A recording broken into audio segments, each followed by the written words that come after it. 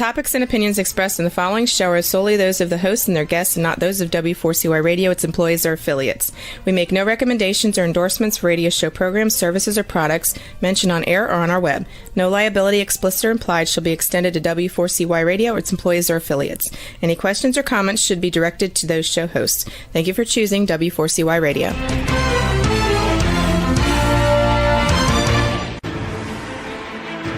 What's working on purpose anyway? Each week, we ponder the answer to this question. People ache for meaning and purpose at work, to contribute their talents passionately and know their lives really matter. They crave being part of an organization that inspires them and helps them grow into realizing their highest potential. Business can be such a force for good in the world, elevating humanity. In our program, we provide guidance and inspiration to help usher in this world we all want, working on purpose. Now, here's your host, Dr. Elise Cortez.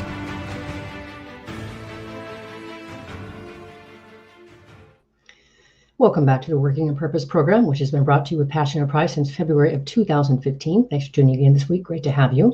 I'm your host, Dr. Elise Cortez. If we've not met before and you don't know me, I'm an organizational psychologist and logotherapist, speaker, and author.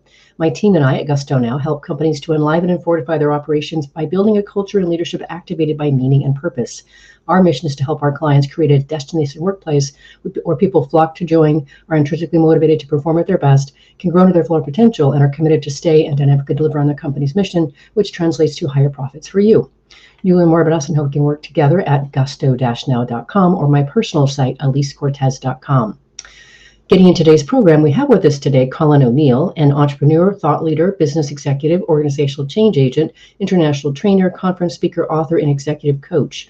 He's the creator of the Entity Value Realization System and author of the book, Take Control by Giving Up Control, the value-centered fast track to organizational growth. He joined us today from San Diego. Colin, a hearty welcome to Working on Purpose. Thank you, Elise. Very welcome. And you were in San Diego. I was just there a couple of weeks ago. Love your city, love your town. So beautiful there. And I love the sourdough bread, the clam chowder, and the beer. Great. Let's just be clear about this, shall we? So that's a little bit about me. Let's talk about you. So, just looking at your background and what you've gone and done in your life, it's pretty impressive, and I'm envious of all of the things that you've gotten to do. So let's start for our listeners and viewers who don't know you yet, they haven't read your book yet like I have, hearing a little bit about your background and how you ultimately came to be focused on helping build agility scaling across organizations. How did that all happen? Where did it start? And why not architecture? Why not, I don't know, accounting?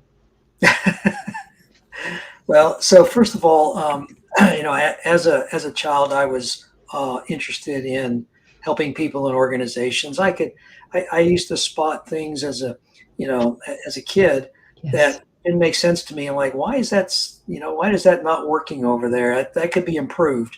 So in my brain, growing up, I was always creating solutions in my head. Well, then I went to the Naval Academy and ultimately in the Marines. And so as an officer in the Marine Corps, I learned, a lot about leadership and that it's not always what you think. It's not command and control. And even though people think that it is in the military command and control, it has changed a lot in the last 50 years since I joined the military. And it's now a lot more where essentially it promotes the title of the book, Take Control by Giving Up Control. In other words, distributed authority has become the sort of the de facto standard in the military, in the sense that leaders say what it is that they want to achieve, and then they give their people the autonomy and the freedom, yet hold them accountable to achieve those objectives. And so after I left the Marine Corps and went into civilian life, I went into consulting and organizational improvement consulting. And for years and years, I brought the latest and greatest approaches to my clients. And through the years, I discovered that they weren't working all that well. And it took me a while to figure out that it was because of several things. One, there was a human component missing in a lot of these frameworks. And the second was there was this just too much control exerted by management when it was, number one, unnecessary, and number two, people resisted the control. So from all of those experiences, I came to realize that distributed authority, empowering your employees, creating adaptive leaders that are empathetic and create an environment, an enriched environment within which people can operate, is the ideal way to go. Sounds like a good place to me. I mean, that's the kind of stuff that I like to build for companies too. And I appreciate that you said it so eloquently. What was missing was the human element. What a concept! Yet the organizations are powered by people. Right, right. And the whole purpose of this approach, the entity value realization system, is to help humanity. It's basically uplifting humanity through creating better organizations, giving people more autonomy, and letting them do their creative stuff. Well, let's talk a little bit about it. I found it to be very, very elegant and eloquent as well. It's obviously, I love that how you describe it well, you described it yourself even as an elegant, holistic method that addresses the core issues facing companies today. So would you just outline it for us, and then we'll delve from there? Sure. So the Ever system is two things basically. It's a graphic that shows how all of these elements tie together, and if you like, I can pull it up in the background. Believe it or not. Sure, that'd be great. Let me just do that real quick. That's a lovely surprise. I like being delighted. Thank you. And let me get the virtual background here. Okay. Oh, yes, I recognize that. Yeah. So basically, a picture's worth 1,000 words. And so in this case, the idea is there's several things going on here. One is to connect strategy with execution. And by doing so, we synchronize the people that are doing the work with the people that want the work done. And in most organizations that I've consulted with over 40 years, this has been a major disconnect. And so value is created in the middle. And this approach is all about value. And it's not just a company's value, it's the value they deliver to their customers and consumers. And it's also the value that society gains from having good products and services out there that actually help people. So that's kind of number one, is it connects strategy and execution. There's also a human element, and I'll just move this way so that you see the human experience. Thank you. The human experience is basically, it's kind of a triad. It's the top connecting the bottom, and then the sideways connection to the consumer arena, where we bring the customer into our domain, and we really begin to understand the nuances of their needs and what it is they're looking for. So many purchases and experiences are based on feelings these days. Mm-hmm. And it's really about feelings. If you go into a store and you get a good feeling for whatever reason, whether it's the decor, whether it's the friendly staff, whatever the case may be, that experience is going to carry with you, and you're going to recommend that store to other people. Mm-hmm. Well, conversely, if you go to a place and you get terrible service and it's bad food or whatever, the experience is going to guide you to not recommend that place and give it bad reviews. And the way the social media are today, and the way we have so much available information to our consumers, is that they will write you up really bad, and it will cascade quickly. And so we have to be cognizant of, number one, what is the experience that people are gaining from your product or service, and what are the nuances? Like, for example, what are their values? What are their internal values? What are their what drives them on a daily basis? Are they concerned about the environment? Is your product environmentally friendly? Are they conscious about about other aspects of social justice, or whatever. And all of those things must be considered in today's market because people are focused on those things. They become part of the value experience. Very crisp. I want to go back to what you said at the very beginning because you said it very, I want to say it with a lightness of touch, that because it's so, I think, so much of the water that you swim in. But I do want to call it out as you do, being the premise of your book. You say that to operate well in this demanding era that you just described, organizations must release that direct control and empower the people with clear direction, specific boundaries, and the right amount of accountability. So I do want to talk about each one of those elements a little bit here, because I think your experience that you got in the military, especially understanding a bit about that releasing that direct control. I still find it amazing today, Colin, how many organizations are run from still that command and control sort of spirit, and very, very, uninterested in relinquishing that control, and certainly not empowering their employees. And what I've come to on that, and this really was interesting, especially during the pandemic and after the pandemic, when people were still wanting to work from home, there was a resistance for that. And when I ask leaders, really, why do you want your people back in the office? What they could admit to me was they did not believe that people would be working if they couldn't see them. So if you could first just kind of talk a little bit about, what does that mean to release that direct control? Sure. So what we found, and this has been studied many times over, is that when you take people who have some modicum of intelligence and they're familiar with business models or technology or whatever, but basically most people have an intelligence today that they didn't have decades ago, and so we're dealing with people that are a lot more technically savvy and understand the world of consumerism and business better than we did when we were their age. And also people today, the younger generations, they do not want to be controlled. They want to be respected. They want to be engaged. They want to be led. They don't want to be told what to do. And there's lots of research to prove all this out. So many of leaders come from kind of the old school of you tell people what to do and they go do it. Today's world is so complex, and the complexity is just rising every day. You can't do that anymore. It doesn't work. And organizations have been discovering that over the past several years. The problem is they don't know what to replace that with.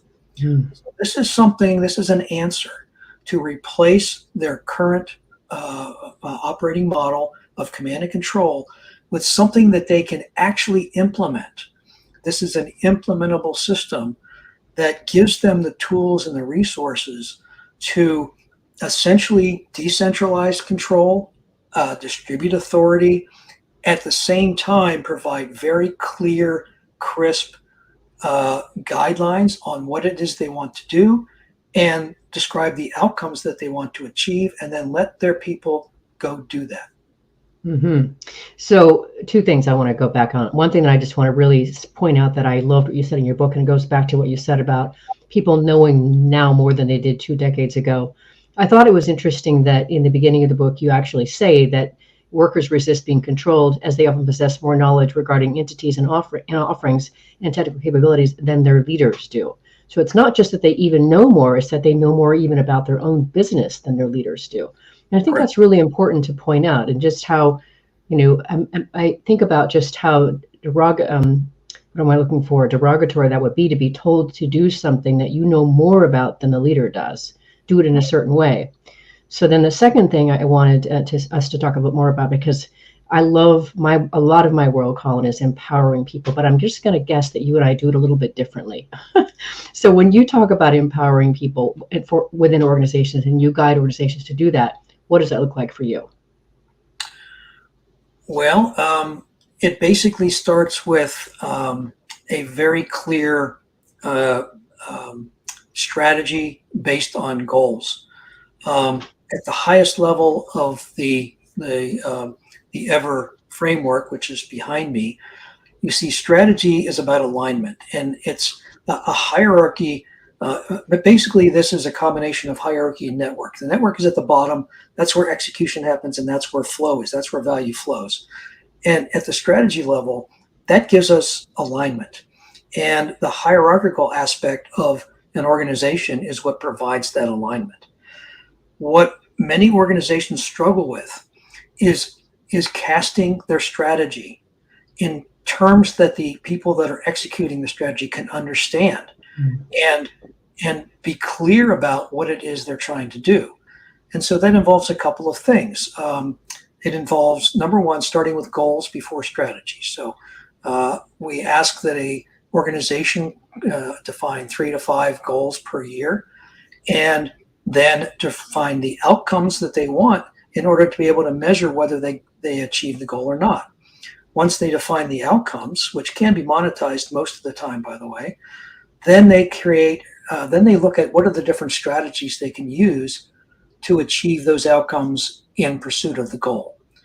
Once that's done and it's crisp and clear, it basically is interpreted from the next level down for their level. How can they contribute to those organizational goals?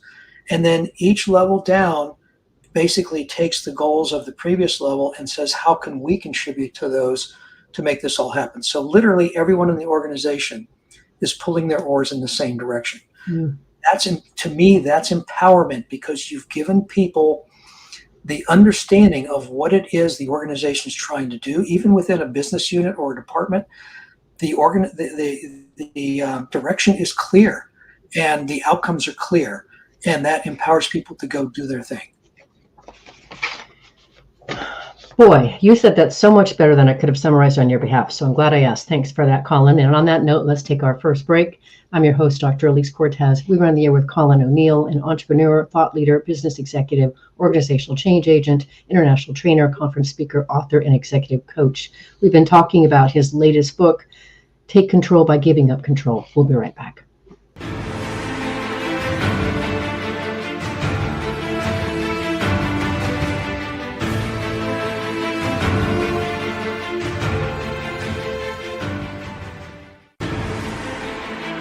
Dr. Elise Cortez is a management consultant specializing in meaning and purpose, an inspirational speaker and author. She helps companies visioneer for greater purpose among stakeholders and develop purpose-inspired leadership and meaning-infused cultures that elevate fulfillment, performance, and commitment within the workforce. To learn more or to invite Elise to speak to your organization, please visit her at elisecortez.com. Let's talk about how to get your employees working on purpose.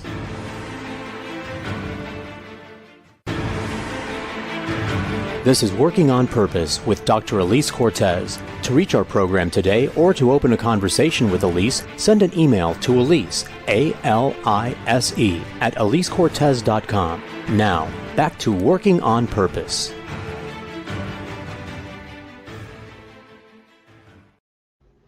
Thanks for staying with us and welcome back to Working on Purpose. I'm your host, Dr. Elise Cortez.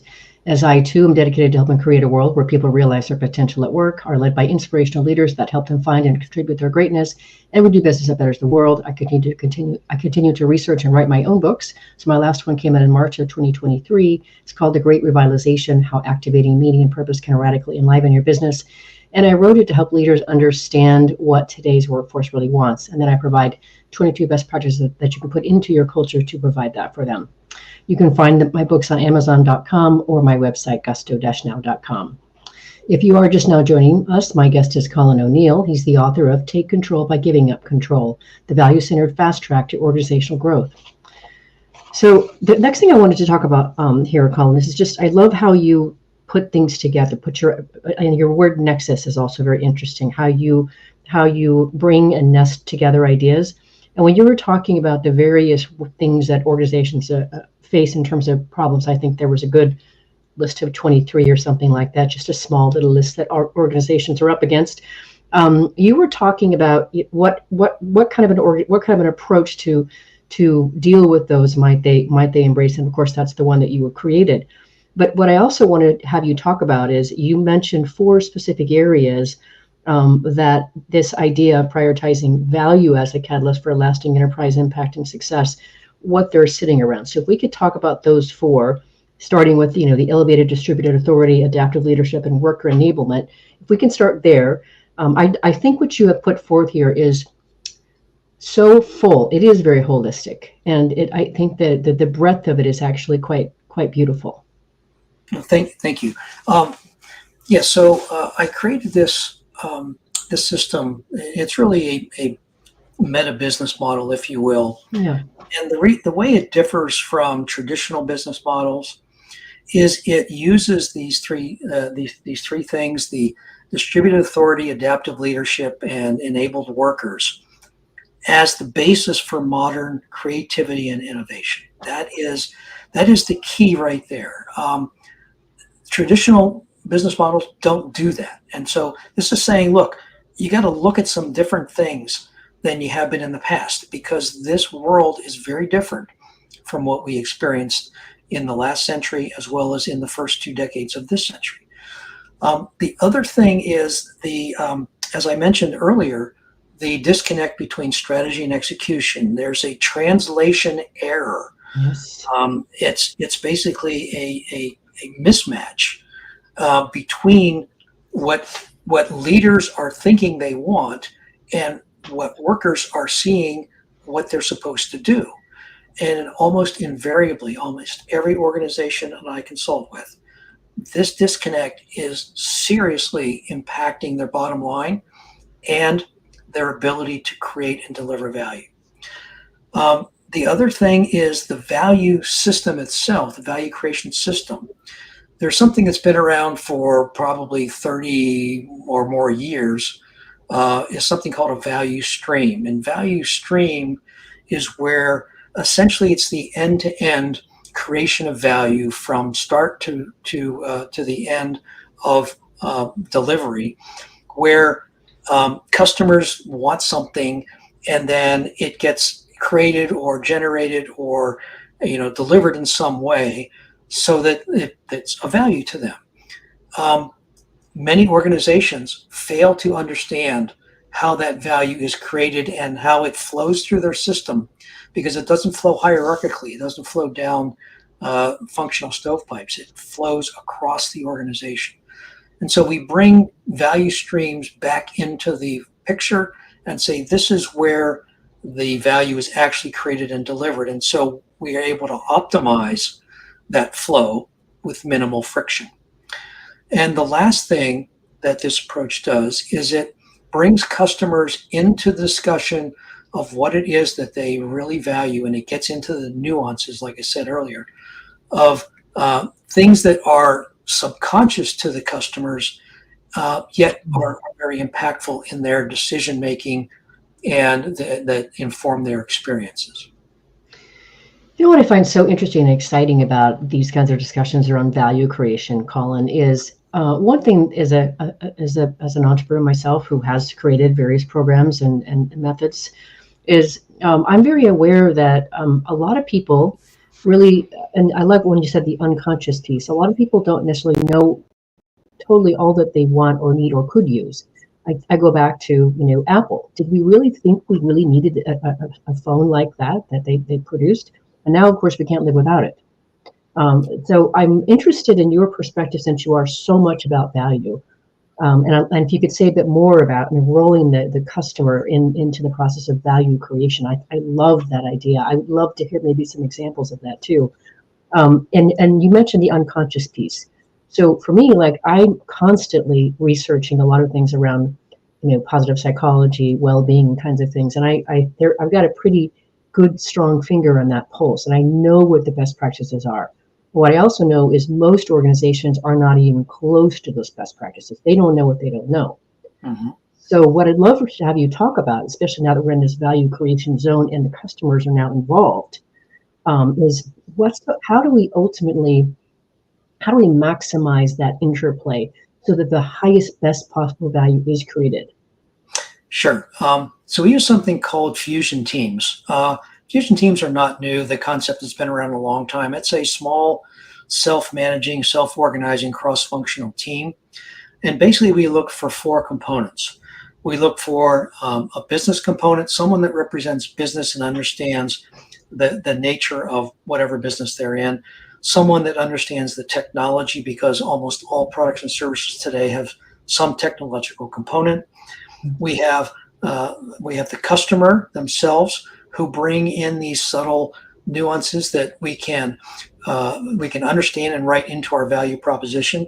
And then we have a psychologist or someone who understands the human psyche. Hot dog, Colin, are you just saying this to melt my heart? You are, aren't you? So we really need someone that can pull that out and articulate those underlying needs that many people have and they don't know how to speak their needs. Mm-hmm. And so that fusion team of those four components, we can create that for a product or product line, or we can create it at each level of the organization, at the strategic, at the business unit level, and at the department level or product delivery level. So we can use those four components in multiple ways to extract the true essence. And the Apple example is just so classic. I mean, my gosh, Steve Jobs was such a visionary, and he basically said, I don't want to give people what they want. I want to give people what they need. And they don't know what they need yet. So he was able to really pull that off. Indeed. I love celebrating that. So then now two more things that we can drill down on that. Relative to what you were just describing, I love that fusion team concept, Colin. I'm so glad that you gave that to us. That's so beautiful. You also then talk about this idea of a hypothesis-driven experimentation. Is that where that happens in that team together, is using that kind of a methodology, that kind of an approach? Well, that fusion team gets feedback from that method, but it's actually the implementers. It's actually the people that are doing the work and executing on the strategies that are generating that feedback. And then the fusion teams look at that and they say, well, we made some assumptions over here or whatever. But it's the feedback loop starts at the bottom. It starts at the execution level. The whole idea behind the goal, strategy, outcomes approach, which I call GSOs, that's what the GSO is about, is that the whole idea is that the strategy is couched as a hypothesis. So many times organizations say, this is our strategy for the year. Well, first of all, the strategy is typically unmoored from a goal. So it's orphaned immediately, right? It's like, oh, here's a strategy. Well, to what end, right? How do you know if you've achieved your strategy? Well, you don't, because we need to start with goals, and goals are measurable and they're specific. And that if we use the SMART the SMART acronym, that's what we need to start with. Now, when we create our strategy, we start the strategy with, we believe that if we do X, we will achieve Y. And then that allows the organization at all levels to start experimenting on that strategy. So quarter over quarter, we take a chunk and we say, if this is our strategy and we think it's going to achieve these results, let's experiment in the first quarter, and we should get these results to show that we're moving in the right direction. And all you're looking for is positive movement. If you see that it's happening, then you do more of that. If you realize because of your experiments that, oops, this was not the right strategy, let's go to this other thing over here that was our second choice. Or during the prototyping or experimentation process, someone realizes, oh my God, if we got this little piece of technology that's actually open source and we stuck it in here, we could do all of this a lot faster and a lot better. So that's how experimentation happens, because the people closest to the work are the ones that are most knowledgeable about how to make it effective. Mm-hmm. Okay, I love all of that. Now, the next question then, can you give us an example of a client or maybe an organization or that you know of that is doing something like this that can help us really feel it?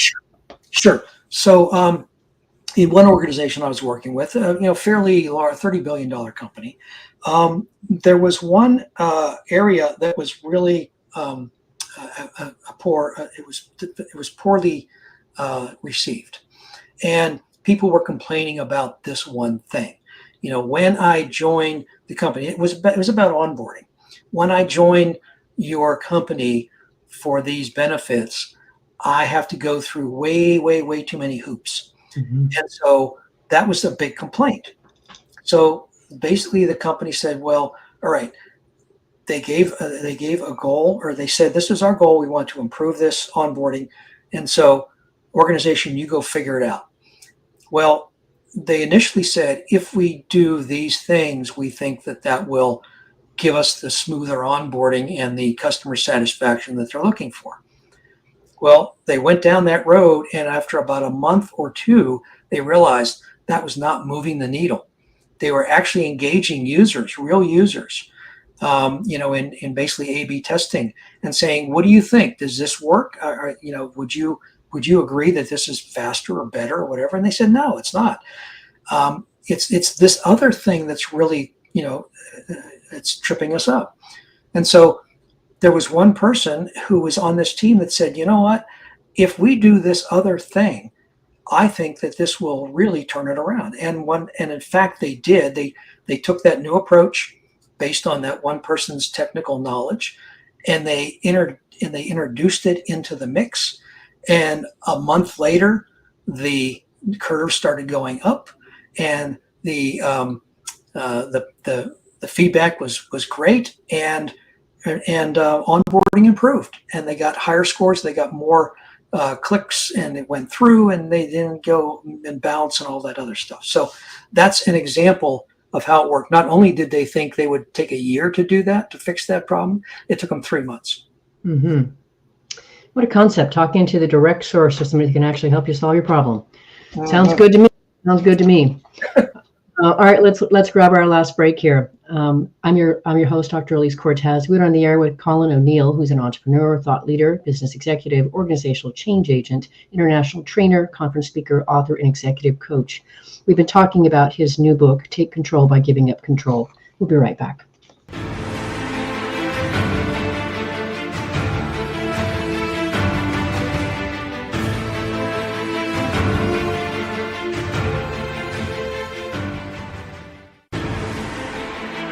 Dr. Elise Cortez is a management consultant specializing in meaning and purpose, an inspirational speaker and author. She helps companies visioneer for greater purpose among stakeholders and develop purpose-inspired leadership and meaning-infused cultures that elevate fulfillment, performance, and commitment within the workforce. To learn more or to invite Elise to speak to your organization, please visit her at elisecortez.com. Let's talk about how to get your employees working on purpose.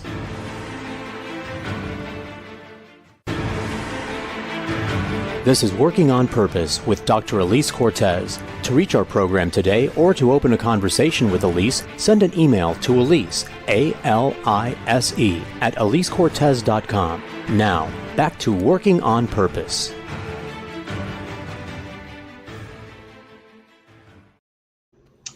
Thanks for staying with us, and welcome back to Working on Purpose. I'm your host, Dr. Elise Cortez. As I mentioned in the last break that my latest book came out, The Great Revitalization, in March of 2023, what I did for you is I created a free organizational assessment for you to ascertain the extent to which your current organizational culture is meeting the discerning needs of today's workforce. So you can download the assessment. It's just 3 pages at gusto-now.com. If you are just joining us, my guest is Colin O'Neill. He's the author of Take Control by Giving Up Control, a value-centered fast track to organizational growth, which is what we've been talking about today.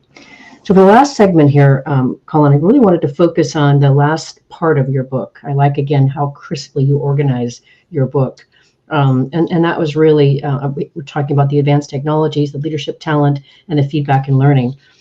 So let's start with the advanced technologies. You're advocating for various ways that organizations can use this in this modern era. So let's just start there with some thoughts about advanced technologies. Sure. Well, not only has technology advanced a whole lot in the last decade and a half, but it's actually the rate of change is almost exponential. I mean, almost every day new technology is coming out that will solve some problem. And organizations need to be ready to adopt new technologies, like very quickly. And in order to do that, they need to be structured and organized and run in a way that allows them to do that. Well, the entity value realization system is that the model that when you adopt a distributed authority and empower your workers and have adaptive leaders who are who set up an environment for success, that's how those technologies are rapidly integrated into the business processes and product delivery. Now, I'll just say about AI. Artificial intelligence has changed the game in ways that we can't even imagine yet. I see some people go, "Oh, yeah, it's just it's just a fad. It'll go away." But honestly, it is a total game changer. And so, organizations, if they want to adopt AI, they need to do it in an intentional way. They just can't do it on a hit and miss approach. So when we are crisp about our goals and our strategies, then our folks at the bottom of the stack who are actually making the stuff work on a daily basis, they're the ones that are looking for ways to introduce AI so that the flow is smoother, they get more bang for the buck, et cetera, et cetera. There's no way that organizational leaders can know enough about AI as it changes almost on a daily basis to begin to project, a year from now we're gonna do this. It's just not the way it works. It has to be a constant adoption. Artificial intelligence, in fact, Einstein said in an interview in 1929, he said, knowledge is nothing compared to imagination. Mm-hmm. AI, if you can imagine it, you can do it. I appreciate that last sentence, especially, Colin. I wanted to share something when it comes to the world of technology. I was traveling to go speak in San Diego just before I was coming into your neck of the woods, and I lost my debit card. And I realized it, that morning as I was going to the airport, and I thought, oh my gosh, I gotta call, because my big thing was I wanted to make sure and call so there were no charges on my card. And I couldn't find. I actually called my banker, and I didn't get the actual banker. I called my bank branch, couldn't get through. And finally, somewhere in there, I think I did a search for lost, debit card from my bank, and I got a number, and I dialed that number, and literally within like 2.5 minutes, it had confirmed all of my current charges, that those were mine. Yes, so therefore it could shut the card off. Do I want a new card? Yes, I do. And it was amazing, right, how crisp it was. Now, if I had just called the bank and talked to a human, I don't know what that process would have been like. But because I found the right technical system to plug into, problem solved in 2.5 minutes, or less, probably less than that. Yeah, it really is amazing. And the companies that make these adjustments faster than their competitors are going to win. Yeah. So then now that leads us to the second area that I wanted you to speak more about, because this is definitely part of my jam. That's the talent part. So if you could speak a bit more about your perspective about what companies need to do here in that domain, that'd be divine. Sure. Just before talent, we want to talk about leadership. Yeah. Leadership in the modern world is different than leadership as it used to be. The leaders before used to be what we called experts. They would know more than the people that work for them. That's not how it is today. Leaders today need to understand people. They need to understand how to lead with compassion and empathy and motivate people in ways that they haven't traditionally done. And when we create these, what we call adaptive leaders are those that can make decisions and adapt in real time to whatever's happening. They're able to make the adjustments at the right time. When we have adaptive leaders, then we have employees who are now empowered to sort of be creative and be a voice. They actually have a voice to say, if we did this, we could do this thing better, and not be afraid to speak up. And they also have an opportunity to experiment without getting punished, because they're validating the hypothesis that the strategy statement. So the combination of adaptive leaders and empowered workers is the crux, and put on that the clarity of the goals, and you've got magic. I mean, it is just incredible to watch teams and organizations that adopt these methods, how rapidly they can create value, how rapidly they can change course, and how much more innovative they become. Mm-hmm. From my vantage point, Colin, part of the reason I'm an organizational psychologist is because I revere the world of work. I was raised by first farmers and then restaurateurs, and work was not a bad four-letter word. It was a way of living, a way of being in the world.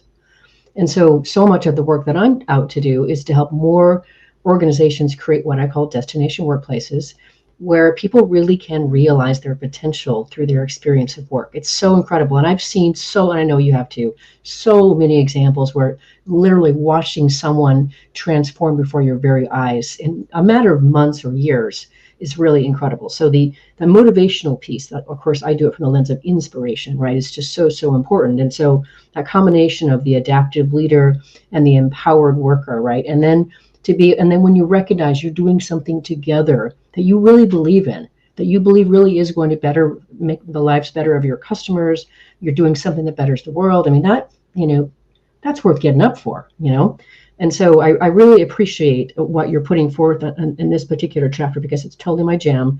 I wanted to echo a little bit more of that, because for me, the one step further that I take it is, how leaders can, this is what happened for me, is when leaders can actually see and know their people well enough and see beyond who they are today to be able to cast a vision of what they believe they could be tomorrow, so that person can see it and want to reach for it for themselves.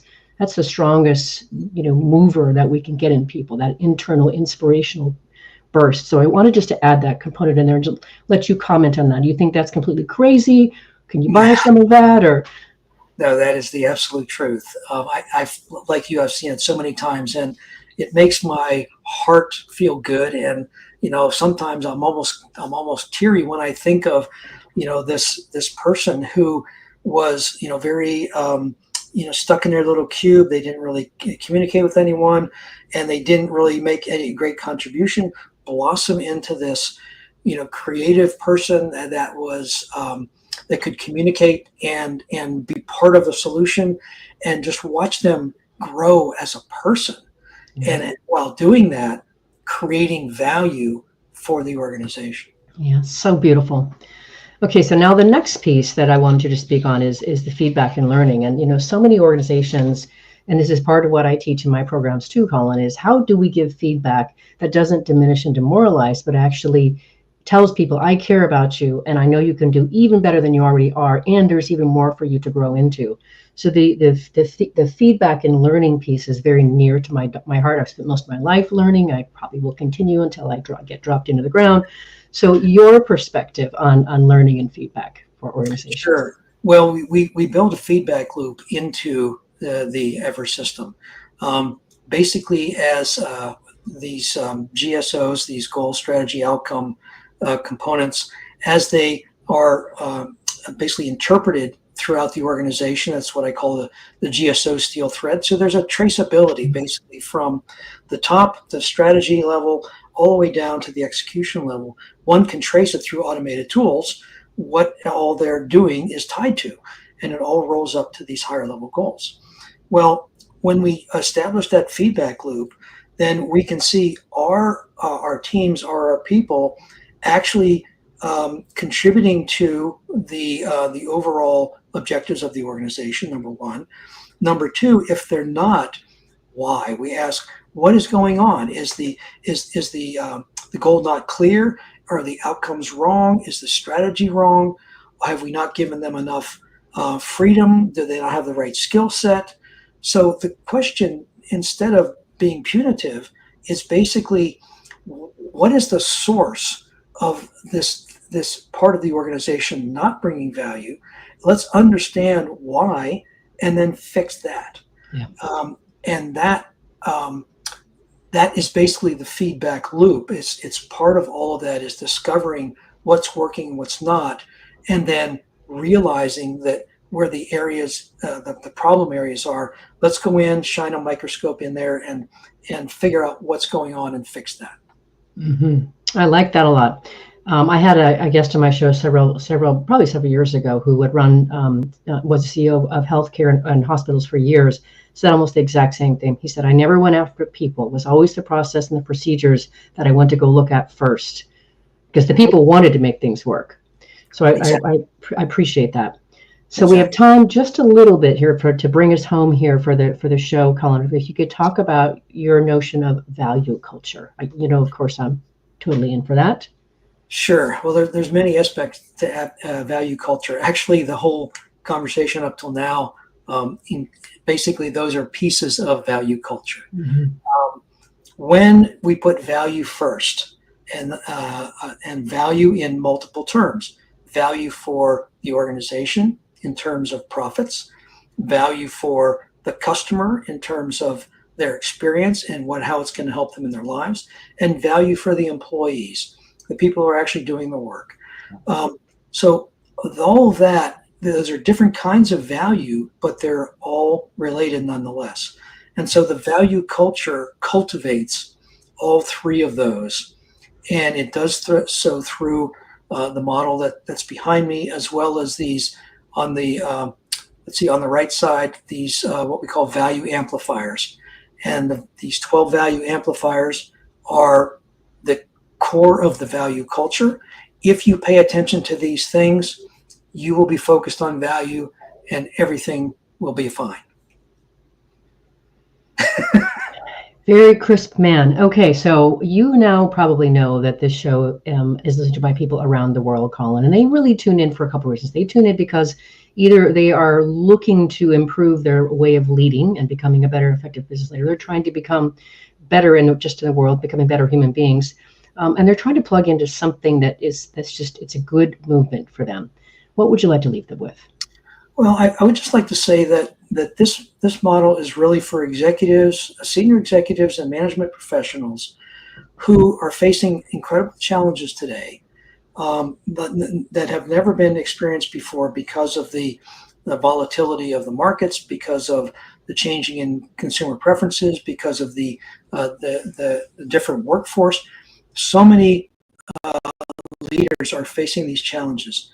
This model addresses many of those challenges, and it essentially gives them the tools and the tactics to implement things in ways that they don't have to reorganize. They just have to focus on value. And when they do that and do these other things like empower their workers, distribute authority, create adaptive leaders, use advanced technology, create feedback loops, and clarity through strategy distribution, then they will have managed most of the major challenges that they are facing today, and it will prepare them for their future, because who knows what the future is going to bring. So true. Colin, thank you so much for coming into my world. Thanks to our dear friend, Eddie.